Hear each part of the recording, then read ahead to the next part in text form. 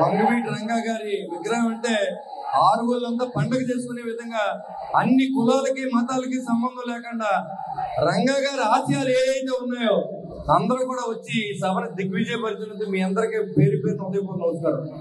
ఆ రోజు ఆయన బలుగు బలహీన వర్గాల కోసం ఎన్నో పోరాటాలు చేసి చిన్న స్థాయి నుంచి ఎదిగి భారతదేశంలోనే ఆయన మరణాన్ని ఎవరో మర్చిపోయే విధంగా మరి ఈ ప్రజలు గుర్తించిన విషయం మీకు తెలుసు. ఆయన నాకు ప్రాణ రక్షణ కల్పించండి అని నిరాదీక్ష సమయంలో కొంతమంది నాయకులు మరి అతన్ని ప్రభుత్వంతోనే చంపించిన సందర్భం మీ అందరికి తెలుసు. అలాంటి నాయకుడు మనకు లేకపోవడం చాలా మంది బడుగు బలహీన వర్గాలకి ఆశాజనకంగా లేకుండా చాలా ఇబ్బందులు పడుతున్న పరిస్థితి.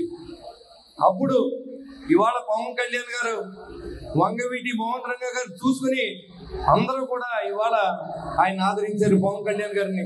ఎందుకంటే మరో పవన్ కళ్యాణ్ మరో వంగవీటి రంగాగా మరి ఇక్కడ జనం అందరూ కూడా ఆరాధించి మొన్న ఎలక్షన్ లో మీ అందరూ గెలవడానికి కానీ మరి అందరూ కూడా మీరందరూ ఓట్లు వేయడానికి కానీ కారణం వంగవీటి మోహన్ రంగా గారు ఆ రోజు చేసిన భేదం.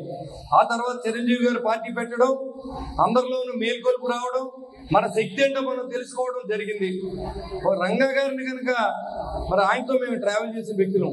ఆయన చెర్లూరుపేటలో జైల్లో ఉన్నప్పుడు దాదాపుగా విజయవాడ నుంచి 100 బుల్లెట్లతో ఆయన ఎస్కాట్ చేసి తీసుకెళ్ళాం. 10 రోజులు చెర్లూరుపేటలో ఉన్న నేను జైల్లో చంపేస్తారంటే అలాంటి వ్యక్తిని పోగొట్టుకోవడం చాలా దురదృష్టకరం. మరి ఆయన పోయి 40 సంవత్సరాలు 4 దశాబ్దాలు అయినా అవుతుంది దగ్గరగా.